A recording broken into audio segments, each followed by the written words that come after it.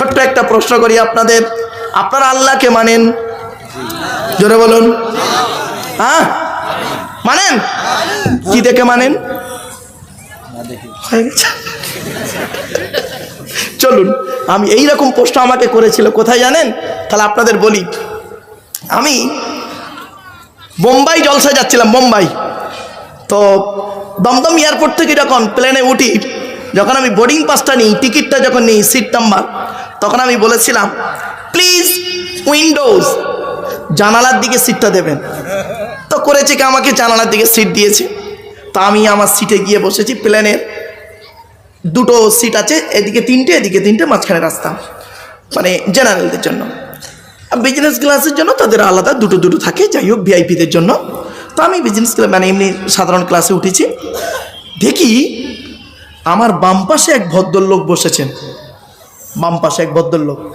উনি pant suit boot coat tie পরে আছেন, আর আমি সাদা পায়জামা, সাদা পাঞ্জাবি, সাদা টুপি আর কালো একটা কোট গায়ে দিয়েছি আমি। তো ভদ্রলোক উনি প্রথমে আমাকে ভেবেছেন আমি একজন বিহারি, বিহারি ভেবে আমাকে বলছেন আপ কাহা যাएंगे? তো আমি বললাম हम कलकत्ता से मुंबई जाएंगे। आप कहाँ जाएंगे? উনি বলছে हम भी कलकत्ता से मुंबई जाएंगे। আমিও কলকাতা থেকে মুম্বাই যাচ্ছি। উনি আমাকে বলছেন किस काम के लिए जाते हैं भैया वहाँ? कोई बिजनेस है? আপনি কি জন্য ওখানে যাচ্ছেন? কোনো ব্যবসা করার জন্য? বললাম নেই নেই, বিজনেস নেই, तकरीर करने के लिए जाता हूँ, তাকরির করার জন্য ওখানে যাচ্ছি। উনি বলছেন তাকরির মিন্স, তাকরির মানেটা কি? বললাম তাকরির মিন্স ইসলামিক লেকচার। বলছে okay thanks, all the best. বলছে are you know Bengali language? আপনি কি বাংলা ভাষা জানেন? আমি বললাম yes I know Bengali language, আমি বাংলা ভাষা জানি। উনি বলছেন please respect to Bengali language, আপনি দয়া করে বাংলা ভাষায় কথা বলুন। তা আমি বলছি বলুন। উনি বলছেন বলুন, গোদা বাংলা চালু হয়েছে। যা হয় বাঙালি দুটো হলে চলুন। এবার উনি আমাকে বলছেন শোনেন, কোথায় গিয়ে ঠেকে দেখুন লাস্টে। উনি আমাকে বলছেন আপনার নাম কি? তা আমি বললাম আমার নাম আব্দুল্লাহির মারুফ। আপনার নাম? বলছে আমার নাম তুষার কুমার সেন। ভালো, আপনি কি করেন? আমাকে বলছে আপনি কি করেন? বললাম আমি একজন স্কুল টিচার। আপনি? উনি বললেন আমি হলাম কলকাতা হাইকোর্টের একজন সিনিয়র অ্যাডভোকেট। মূর্খ লোক নয়, এতক্ষণ ভাবছিলেন হাসছিলেন, মূর্খ লোক নয়, কলকাতা হাইকোর্টে একজন সিনিয়র অ্যাডভোকেট। ওনার বয়স তখন ৭৬ বছর, কচি খোঁকা নয়। তো উনি বলছেন এখন তো এখান থেকে মুম্বাই যেতে প্রায় ৩ ঘন্টা লাগবে প্লেনে বসে বসে, তা দুজনে গল্প করলে ভালো হয় না? তা বললাম ওকে, কোনো অসুবিধে নেই। তো বলছে আমি আপনাদের কোরআন শরীফ পড়েছি, শোনেন এবার। বলছে আপনাদের কোরআনটা আমি গোটা পড়েছি, পড়ে আমার কিছু প্রশ্ন মাথায় জেগেছে। তো যদি কিছু মনে না করেন এই প্লেনের মধ্যে সেই প্রশ্নগুলো আপনাকে করতে পারি কি? তা বললাম করেন, যদি জানা থাকে উত্তর দেব, জানা না থাকলে পরে জেনে বলবো আপনাকে। বলেন। প্রথম প্রশ্ন ওনার, এখনই আপনাদেরকে যেটা করলাম, উনি আমাকে প্রথম প্রশ্ন করছে আপনি আল্লাহকে মানেন? কি বুঝলেন? আপনারা তো এক কথায় বলে দিলেন হ্যাঁ মানি। উনি বলছেন আমাকে আপনি আল্লাহকে মানেন? কিছুক্ষণ চুপ করে থেকে বললাম, ভাবলাম এরকম একজন শিক্ষিত মানুষ আমাকে এরকম একটা প্রশ্ন করলো কেন? নিশ্চয়ই এর মধ্যে কিছু লজিক আছে, ঠিক না? ঠিক সহজ ইজিলি নেবেন না সব কথাকে। তো বলছে আপনি আল্লাহকে মানেন? তা আমি বললাম হ্যাঁ মানি। পট করে বলছে কি দেখে মানেন? একটা হাঁস পুকুরে ডুব মারলে কিছুক্ষণ পরে গেঁড়ি বা শামুক পায়। একজন মুসলমান মসজিদে নামাজ পড়তে গিয়ে ডিগবাজি খেয়ে কি পায়? আরে আমাকে বলছে, ও প্রশ্ন করতে পারে, আপনি রেগে গেলে হবে না, ঠিক না? ঠিক, ওর প্রশ্ন করতে পারে, আপনার দায়িত্ব হলো সুন্দর করে বুঝিয়ে দেওয়া। তখন আমি বললাম স্যার আমি আল্লাহকে কি দেখে মানি এটাই প্লেনের মধ্যে দেখাতে পারবো না, বলতে পারবো না। প্লেন থেকে নামি এয়ারপোর্টের ভিতরে আমি আপনাকে উত্তরটা দেব। নেক্সট কোশ্চেন, পরের প্রশ্ন। দ্বিতীয় প্রশ্ন করছে, এটা মাথায় রাখুন, দ্বিতীয় প্রশ্ন করছে ইসলাম ভালো কাজে বাধা দেয়? না। জোরে বলুন। খুব সহজ ভাষায় বলে ফেললেন উত্তরটা। কিন্তু আমাকে প্রশ্ন করছেন এইভাবেই, আমাকে বলছেন কি জানেন? দ্বিতীয় প্রশ্ন আপনাকে, কি ইসলাম ভালো কাজে বাধা দেয়? তো আমি কিছুক্ষণ পরে আপনাদের মতো উত্তর আমি দিইনি। আমি উত্তরটা কি দিয়েছিলাম এবার শোনো। আমি বলছি সব ভালো কাজে ইসলাম অনুমতি দেয় না। কিছু বুঝতে পারলেন কথাটা? কাজটা ভালো দেখতে মনে হচ্ছে ভালো, কিন্তু ইসলাম বলছে ওটা করো না। আমি তখন অনেকে উত্তর দিই, আমি তো আপনাদের মতো হ্যাঁ আর না বললেই তো হয়ে যেত, ঠিক কি না? তখন আমি বলছি সব ভালো কাজে ইসলাম অনুমতি দেয় না বলি। তখন আমি বলছি আপনি ইন্দিরা গান্ধীর কথাটা বলবেন তো, ওটা আপনি জানেন? চমকে উঠেছে। আমি বললাম জানি স্যার। এবার শুনুন আপনাদের বলি, ভারতের প্রাক্তন প্রধানমন্ত্রী শ্রীমতী ইন্দিরা গান্ধী উনি সৌদি আরব গিয়েছিলেন। তখন রাজীব গান্ধী বাইরে পড়াশোনা করে।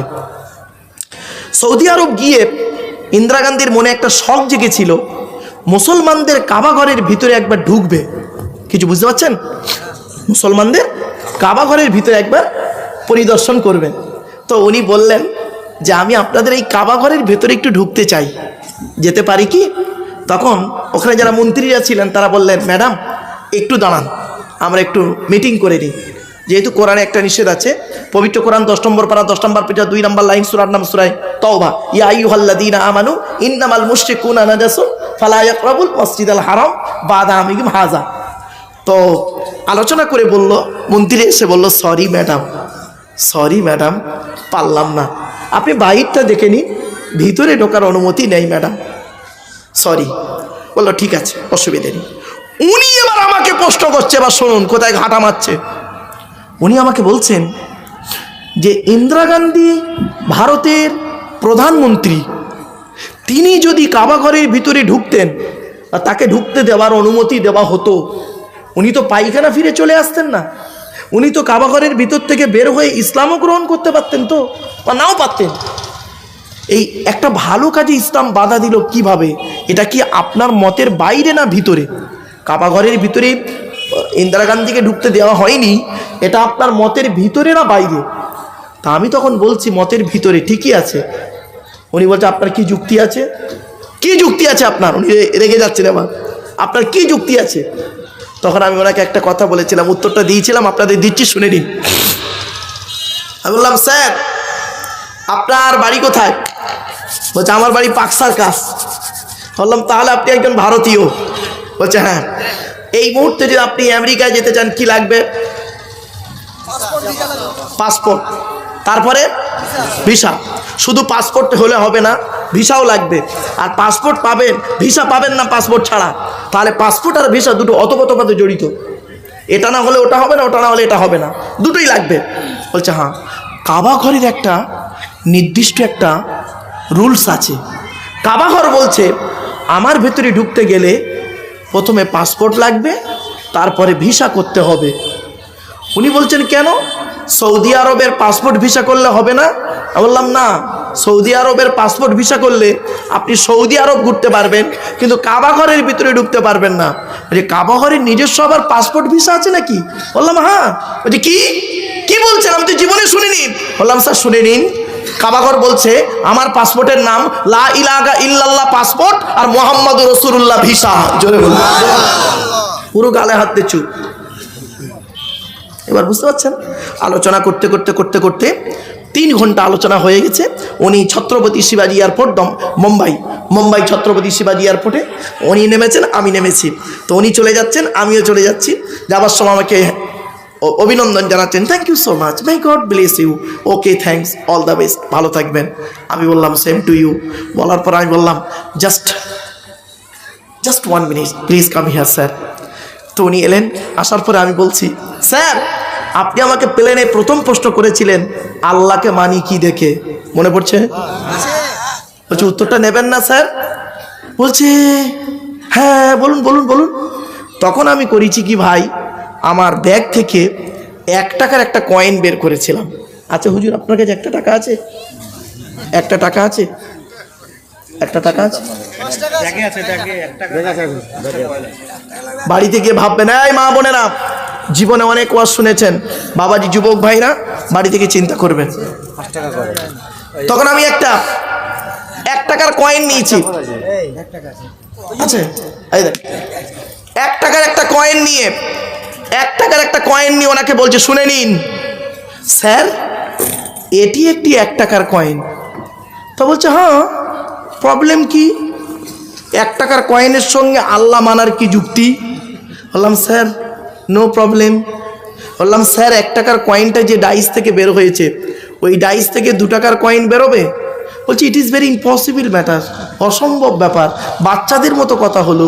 আমি বললাম স্যার আমার নেচারটা হলো তাই, দিনের বেলা ছেলে মেয়ে পড়াই, রাতের বেলা আব্বা মা পড়াই। বলছি কী বললেন? বুঝতে পারলাম না। ঠিক বুঝতে পারেনি না? বাড়ি থেকে বুঝতে পারবেন। দিনের বেলা ছেলে মেয়ে পড়াই, রাতের বেলা আব্বা মা পড়াই। তো বলছে আপনি ভারী মজার লোক তো। বলছি, আমি বললাম স্যার এই 1 টাকার কয়েনটা যে ডাইস থেকে বের হয়েছে, ওই ডাইস থেকে 2 টাকার কয়েন বেরোবে না। বলছে হ্যাঁ। বললাম 1 টাকার কয়েনের ডাইসটা তৈরি করেছেন কে? তা বলছে বৈজ্ঞানিক। বললাম স্যার আমিও বিশ্বাস করি বৈজ্ঞানিক। উনি আবার বলছে না আমি এটাও বিশ্বাস করি ঈশ্বর বা ভগবান তার মাথায় বুদ্ধি দিয়েছে, ও এটা মাথা মেরে তৈরি করেছে। বুঝলাম লাইনটা ঠিকই আছে, একটু বেঁকিয়ে দিলেই ঠিক হয়ে যাবে। বুঝতে পারছেন না? বলছে আচ্ছা আপনি 1 টাকার কয়েনের মধ্যে আল্লাহ মানার কি যুক্তি?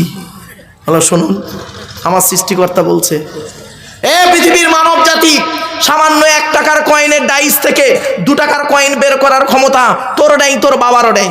আমি আল্লাহ কত বড় বৈজ্ঞানিক, চিন্তা করে দেখ, তোর একটা মা আর একটা বাপ থেকে তোরা 5টা ভাই বোন হলি, 5টা 5 রকম দেখতে। ومن آياته خلق السماوات والأرض واختلاف ألسنتكم وألوانكم। কোরআনের আয়াত 21 নম্বর পারার 5 নম্বর পৃষ্ঠার 8 নম্বর লাইন, সূরার নাম সূরা রুমের মধ্যে আল্লাহ বলে দিলেন, হে মানব জাতি, হে মানব জাতি, হিন্দু মুসলমান কোনো পার্থক্য নেই, হে মানব জাতি তোরা আমাকে মানবি কি দেখে? সামান্য 1 টাকার কয়েনের ডাইস থেকে 2 টাকার কয়েন বের করার ক্ষমতা তোর নাই, তোর বাবারও নেই।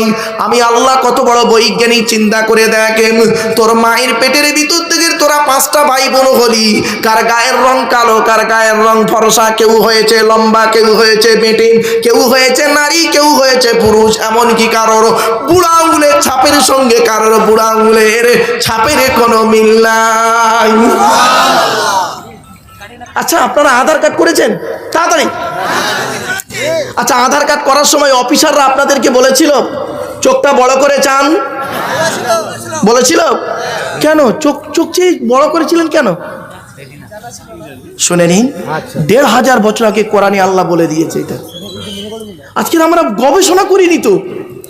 আপনারা জানেন নামাজের কথা কোরআনে আছে 82 থেকে 83 জায়গায়, আর লেখাপড়ার কথা কোরআনে আছে 92 জায়গায়।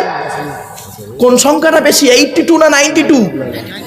তাহলে লেখাপড়া কেন করেন না? লেখাপড়া কেন করেন না? গবেষণা কেন করেন না? আমি আপনাদেরকে রিকোয়েস্ট করে যাচ্ছি, ছেলে মেয়েদেরকে লেখাপড়া শেখান। আপনার ছেলে মেয়েদেরকে ইংরাজি শিক্ষা দিন, ইংরাজি শিক্ষা দিন, ইন্টারন্যাশনাল ল্যাঙ্গুয়েজ ইংলিশ তাকে শিক্ষা দিন। রিলিজিয়াস ল্যাঙ্গুয়েজ হচ্ছে কি আরবি, আরবি শিক্ষা দিন, কোরআন শিক্ষা দিন।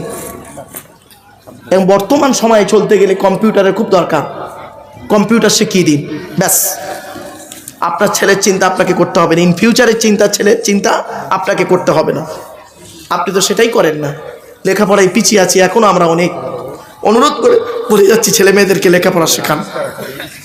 আর বেশি করে ছেলেদের থেকে যেমন মাধ্যমিক, উচ্চ মাধ্যমিক, বিএ পাস, এমএ পাস করাচ্ছেন, আলেম, হাফেজ, মাস্টার, ডাক্তার, ইঞ্জিনিয়ার, প্রফেসর করাচ্ছেন, সাথে সাথে মেয়েদেরকেও মাধ্যমিক, উচ্চ মাধ্যমিক, বিএ পাস, এমএ পাস, আলেমা, হাফেজা করাবেন। কারণ কি জানেন, ইংরাজিতে একটা কথা আছে, 1 mother's is equal to 100 teachers. একটা মা হলো 100 জন শিক্ষকের সমতুল্য। ঠিক না বেঠিক?